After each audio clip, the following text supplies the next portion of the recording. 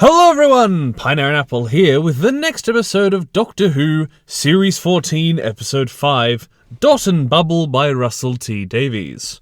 An episode that I only thought would be good if Syl was the twist villain, but much like many of the season, there's clearly some great stuff here. But, much like the rest, there are also some failings. We have a lot of possible commentary, some overt that is helped by the suddenness of its reveal, and small details hidden throughout, and others that are either not explained upon to a sufficient degree, or seemingly come about not of the story's own volition, just seeming to be a happy accident. We have happy accidents. We also do have to be specific in the fact that this is another Dr. Light episode, which is a little disappointing considering last episode was as well. But that does mean we're looking at this under a slightly different scope than usual. So without further ado, let's see what works and what doesn't in this episode. The episode starts with our episode's protagonist, Lindy Pepperbean, played by Callie Cook, waking up and immediately heading into her influencer echo chamber by calling her dot machine to bubble, literally bubbling around her head with screens. And you might think that this is some commentary on kids be looking at their phones or businesses manipulating people with tech, and you could see that in this story, but the ideas those are based upon kind of disappear the more we go into the story, to be replaced with other themes, one of which is quite clever, as the very hidden seeds are planted as early as when she enters the bubble. No idea why, but for some reason I always think of Dot and Bubble in the same beat as Nick Kershaw's Cloak and Dagger. Dot and Bubble. We see that they even rely upon the Dot to do pretty much everything. Run their lives, even tell them where to walk. And the bubble itself, while I find a lot of the people's attitudes a wee bit grating, is not only a clever idea with some nice little details, but the CGI holds up fairly well, as the screens track Lindy and any other users' heads. From this early, we're noticing both in the background, and from dialogue from Lindy and Gothic Paul, played by Pete McHale, people aren't cropping up where they should be. And even from here, Callie Cook's performance is shown in quality.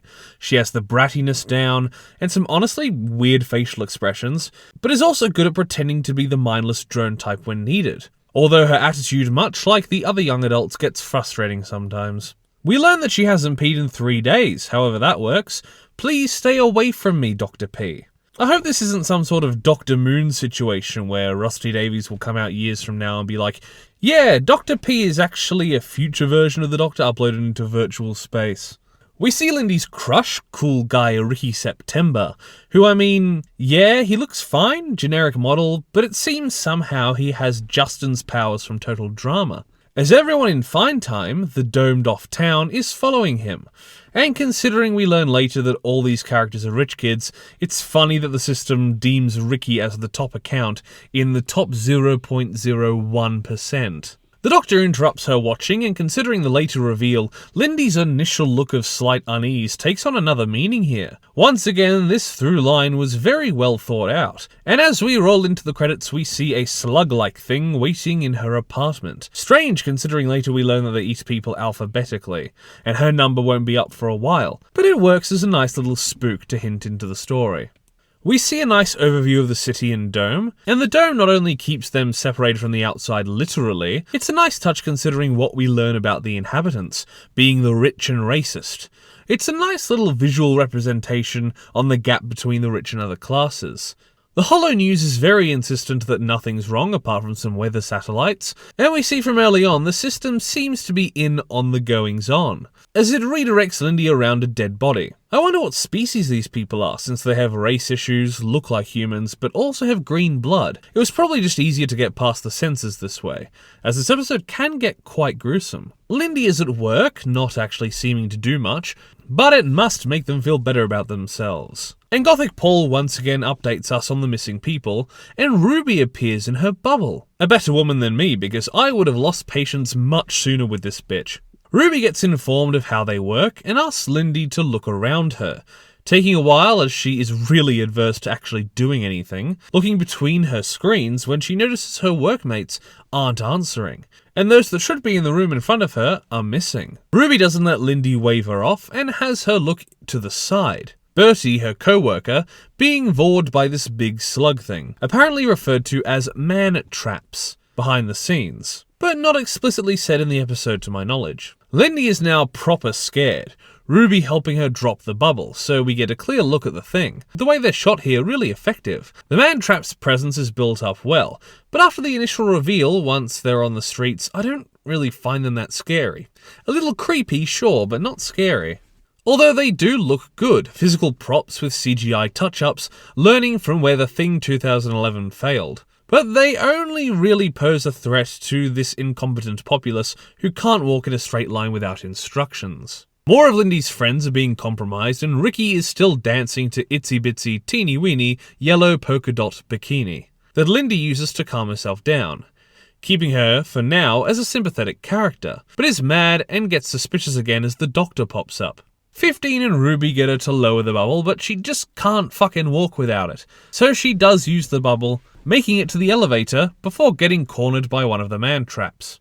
And once again, this is one of the only pretty spooky scenes. The last time these things are scary for anything other than how they look. But this is the moment in the trailer where I clocked part of what was going on, as the bubble tells her to walk into the slug, but when she doesn't, it ignores her and leaves. 15 is trying to figure out why she's different, and we get the same issue from Gridlock, as the police aren't answering and likely don't exist. Lindy walks the streets and after some more corralling, drops the bubble again to see people acting as if it's normal, while others are being eaten, pretty horrifically for this show. She uses the dot to find a hiding spot. I mean, it's not a very good hiding spot, but sure. Ruby and 15 try to calm her down and get information, Lindy's xenophobia assuming they came from outside the dome, just like the Doctor, who can't manage to get into the city. We get told that this is basically the rich kid paradise, and we see Lindy's mum, who with her face I assumed sent her kid here to die. That would have been a plot twist. Get it? Twist, because this is another Susan Twist cameo as Lindy's mum, which 15 and Ruby finally notice, realizing she is the same as the Villengard nurse, and that Ruby has seen her elsewhere, probably in the aborted timeline from 73 yards, though we did see make impressions outside of its timeline, so that makes sense. It turns out 15 and Ruby are in the same room, which sets Lindy off, who apparently thought 15 must have just looked identical to that black guy she blocked earlier. Oh dear. I understand we all look the same. Are you Chinese? Lindy brings in her remaining friends, many clearly dead, but no one believes her until Gothic Paul is viciously murked. Seriously, it's pretty gruesome. 15 hacks into the group chat with some more lines that just, holy shit, it's so very well done that I had no idea they were all racist until the end because of some of these lines. I know this is wrong, and when this is over, he is going to be so disciplined. I can't wait. 15 tells them where to go, underground tunnels that will lead to coded doors, then leading outside. Lindy's dot is running out of power, so she's shit out of luck, getting a funny gag where she walks into a pole. Twice. With such open spaces, there are a few tight shots that really sell the tenseness, and when attempting but failing to skirt around some man-traps, Ricky September appears out of nowhere, played by Tom Rhys-Harris. And they have a nice moment where he acts like the Dot, directing her out of the danger, and he's a pretty nice guy. Lindy's also pretty happy, hugging him, apparently never having to do that when the bubble's a thing. And he's shown to be even nicer when they enter the conduit building, and he finds out the whole homeworld has gone out the same way they are. He even comforts her while she sees someone devoured. I thought this was the worst day of my life, but maybe it's the best. There's still thousands of people being eaten alive. They make it underground and now have to enter a series of passcodes to get through the door towards the exit. Lindy charged up her dot while Ricky was looking at the information on the homeworld. And now with the bubble activated, 15 and Ruby are getting pretty psyched to see Ricky, who is just so genuine and not seemingly a dirty racist. Ricky starts with the door while Lindy checks on her friends who didn't heed the warning. 15 has an idea cooking, figuring out how the man-traps target people, him surprised at the simplicity as he determines everyone is being killed in alphabetical order, meaning the most likely suspect in their deaths would have access to the list. Lindy now next, as we see the only other person ahead of her devoured as they try and warn the poor girl, after her friends have also all been killed. Lindy has a little freak out, but Ricky does a pretty good job calming her down. He's pretty nice, I hope he survives. The man-traps can't reach her and 15 realizes the truth. The dot system apparently became sentient, sick of the 1%, and trying to kill them with the man traps it grew within the city. The dot machine itself now gearing up to kill her. This is a pretty interesting idea.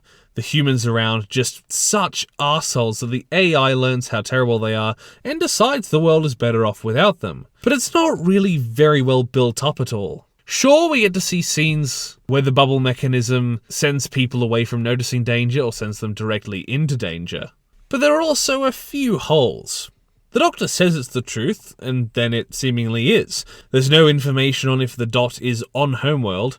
We can only assume that since the man traps did the same there, but there was no previous mention that the dot was an AI, or could gain sentience, which would allow us to think that it possibly could gain sentience. And there is no basis for the man traps being made anywhere in the city. No hints, or at least nothing I could glean. So unless I've missed something, once again, Russell has tried something and just hasn't seemed to think it through. It just sort of happens, and it's a good idea, and I suppose the execution is good once it happens, but when you sit down and think about the lead-up, there is very little detail, and none of it really fleshing out this idea. That is a similarity to 73 Yards, but at least the ending is much better. And later on when we get to that ending, I'll do a little comparison, comparing what I had to say about 73 Yards to this episode. The dot is actually pretty intimidating as it hits Lindy a few times, so she swaps with Ricky, who belts it away like he's Luke using a training lightsaber while Lindy does the numbers. Ricky is pretty cool, and while Lindy struggles to open the door, the dot drops a heavy chain on him. But as she doesn't have enough time to get through the door, she betrays him, telling the dot that his birth name is higher in the list than her. And while she does escape, and it fits in with both her sympathetic character we know and the filthy racist she'll turn out to be, even if it seems her peers are worse, his death is gruesome. Sure, it's only suggestive as we don't see it in gory detail. It's pretty obvious the dot flies through his head, all the way through, like the ending of the Flashpoint paradox. Lindy makes it out and avoids 15 and Ruby to talk to her peers, who are happy to see her, packing up and readying to voyage out to the natural surface. She covers up Ricky's death and is pretty reluctant to talk to the travellers, and this is where the ending turns up to 11. Unlike 73 Yards, this works because the narrative wasn't relying on it, so excuse me for a bit while I make some comparisons. While that episode's ending was let down by its inability to reconcile the remaining narrative strands, this episode, in being focused on Lindy and the other people, is much more satisfying, as even though 15 saves them, they refuse his rescue off-planet, rather going into the wilderness where they don't know how to do anything because they'd rather die than hop a flight with a black man in his voodoo ship. Holy shit! And unlike the other subplot, the AI, which could have been the focus, but considering how it was introduced only in the action climax, it wasn't the focus of the story, Lindy was, whereas in 73 Yards, Ruby was the main focus, but it put a lot more narrative weight on Roger and the Circle and the Welsh people and more. Here, we are very well entrenched in Lindy's story and point of view, and since the whole mess doesn't matter to her one bit, I suppose the narrative doesn't care much either. But that doesn't mean the AI twist was included very well. Whereas this race subplot was perfectly inserted into the story without being overt, making sure that no wanker can sit there watching it for the first time screaming "woke" at the screen. I thought it was a class thing until the last minute on my first watch, but picking up the little details on the rewatch, wow, I am impressed. And the acting fits pretty well from all the characters too. The final scene is probably one of the best of the season as the rich white people give 15 the stink eye and he rages. At first, thinking them stubborn and then realising how stupid and pathetic they are to refuse help because it comes from someone different from them. Ruby seemingly realising it just before him, as he's probably new to the whole being black thing. Even the rumbling score adds to the intensity of the moment. It's so great for an episode that was just good beforehand. And I can save your lives! Now let me! And with 15 getting back into the TARDIS after his rage, the Fine Time people venture into the world. Ah! I think this big rage moment for 15 after the whole race debacle might be one of his top moments this season. And although much like in Boom, I think he cries a bit too much, and I think the pure rage would have fitted in better for the most part with maybe a little despair at the end, it's still a pretty good performance. So, wow, this episode is sort of the opposite of 73 Yards to me. As I said in my review, that episode had almost everything I wanted, but failed to deliver in the end. Ruby didn't have as much agency as I wanted, and the ending from a narrative perspective, as said there, was all over the place. But here, I was fully invested in Lindy, even if she was a bitch, sometimes in double meaning and sometimes overtly. And while this also has a plot that feels a little unresolved, it more than delivers a strong enough ending, meaning-wise and acting-wise. But in the beginning, I didn't think it was my type of episode. Even though, much like 73 Yards, the first 90% is pretty great, but I only harp on 73 Yards so much because I wanted it to be the 10 out of 10 it could have been. And also, because that episode's the previous one, it's easier to compare it to this one.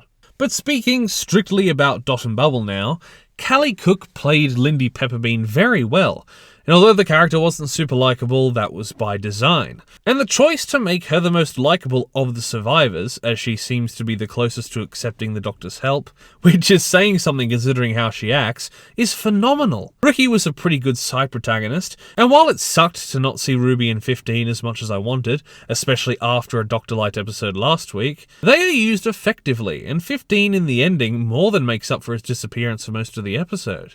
The other characters do pretty well to fit in the world, some likeable, some walking tropes, but with how many of them we see, it really helps to flesh out the world and also justifies the Dot's revolution slightly. As if I regularly had to deal with these assholes, I'd revolt too. But the Dot as a twist villain may make sense in retrospect and gives us a good fight scene. It could have been introduced much better. As other than Mr. P, there weren't really any freaky things happening with the tech that couldn't be rationalized as some sort of algorithm like, say, in Boom. But in retrospect, once we learn the twist, are clearly villainous actions. Maybe if you shuffled some lines around so the Doctor knew what the slugs were from off-world, but he didn't know how they got in, and then it's revealed the Dot let them in because it gained sentience, it may feel a bit more natural, but as it is, it's a bit of a distraction for me. But apart from that, this story was pretty good, and had an excellent ending, even if it wasn't as much my thing as last week's could have been. It at least comes together quite well on paper and in execution, but of course not perfect, so even though I think I liked 73 Yards' tone and base ideas better, this episode is far better in execution, even if I thought I was going to hate it. And it could do with some small touch-ups, but I'll give episode 5, Dot and Bubble by Russell T Davies, a 7.5 out of 10. Great ending and good episode, even if, just personally, I was left wanting for a little bit more detail with some plot points. But beyond that, it still holds up on its own. Thank you everybody for watching my review of Dot and Bubble, an episode that, I was pleasantly surprised with. So please like the video if you liked it, comment down below if you wish, and consider subscribing to the channel, and if you do, ring that notification bell so that you're told every single time that I make an upload. Once again, thank you for watching, and I will see you in the next review. Bye! Toast. A little piece of toast. Because there's so much to choose from. There's brown bread, white bread, all sorts of wholemeal bread. It comes in funny packages with writing on the side.